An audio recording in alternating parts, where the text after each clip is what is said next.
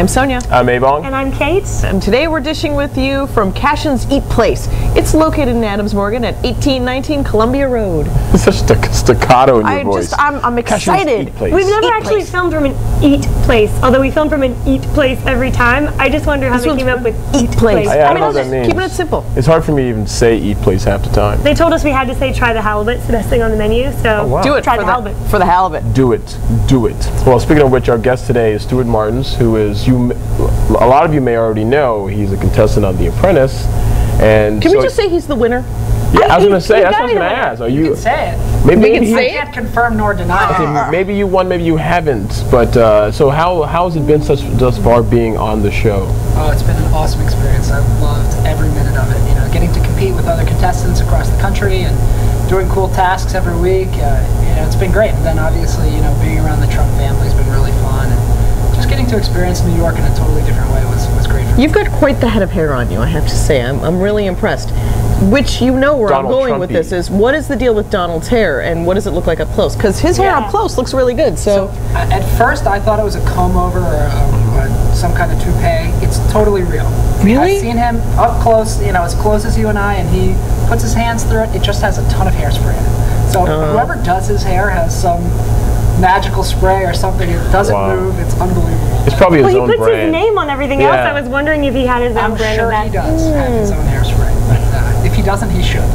Well, I'll run that business for him. How in the world do you, how do you get on a reality show like that whenever we saw Local Person, season 1, had to be a little bit crazy to get her airtime. Like, how did you work on that? I went there on a whim. You know, I was in New York at our office, and you know, I had a friend who basically kept pushing, you should totally go on it, and the tryouts were literally the next day. So I said, all right, you know, I'm gonna go.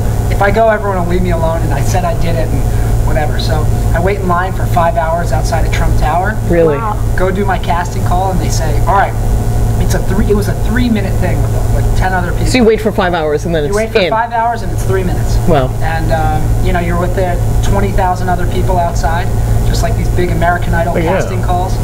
And they say, if we like you, we'll call you back by the afternoon. If we don't, we've moved on.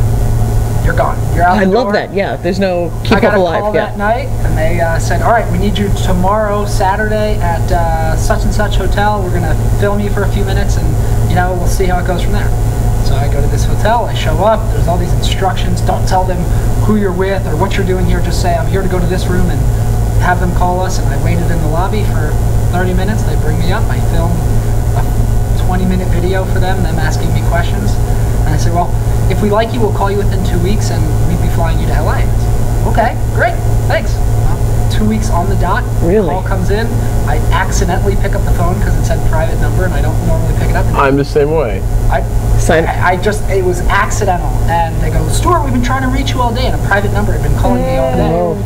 And they won't leave a fly message. you to LA tomorrow. Bring 2 suits. Yeah, no message. Wait, bring 2 suits. Bring 2 suits. We'll see you in LA tomorrow. Plane e-ticket shows up in my email. I'm in LA, and the week later, I'm shooting the show in New York. Wow. So, how'd you pick the 2 suits?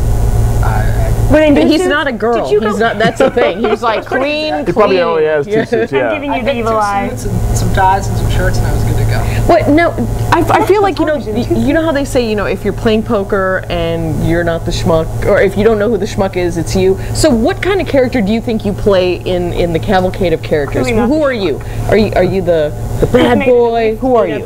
Well, I think if I was to be compared to anybody, I've been lucky to get a good edit so far. You know, I mean, I think some people on the show have gotten a harsher edit than I have. You know, obviously, we are who we are on camera, and they can portray us in a lot of different ways because they have hours and hours and hours of footage of us, and they cram that down into 30 minutes every week. But only 2 suits. But only 2 suits. And, you know, I think I've gotten so far they've put me in a light where I'm like the handsome, good-looking guy, and they because it comes naturally. Well, that's how they really do focus on that. I mean, every time, regardless of what people think of how I look or not, you know, they say Steuart's the young, single, handsome guy on the show.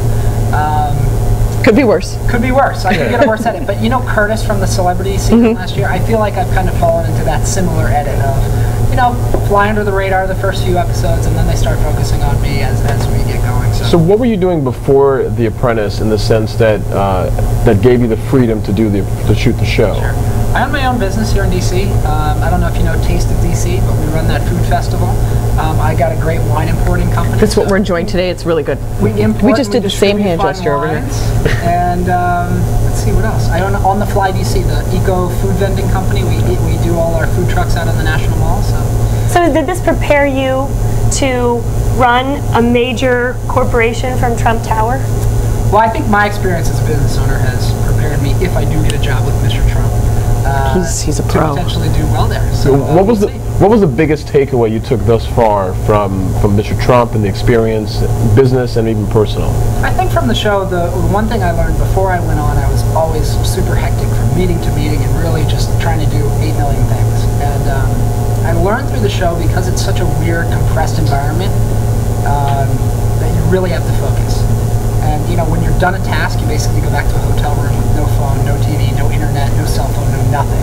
No books. No, really no nothing. I mean, you have books if you want to, but you're so tired, the last thing you want to do is really read. So you get a lot of self-reflection time.